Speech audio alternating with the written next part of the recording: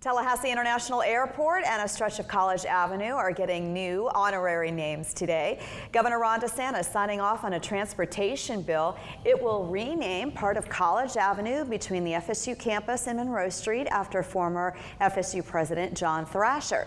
Tallahassee International Airport will now honor legendary head coach Bobby Bowden with signage outside the airport. I think his players probably were more involved in their community during their professional career. After that, if they didn't have a professional career, than any coaches, players that I can think of, certainly in my lifetime. And that is a major, major legacy that Coach Bowden left, and that's something that we should all be proud of.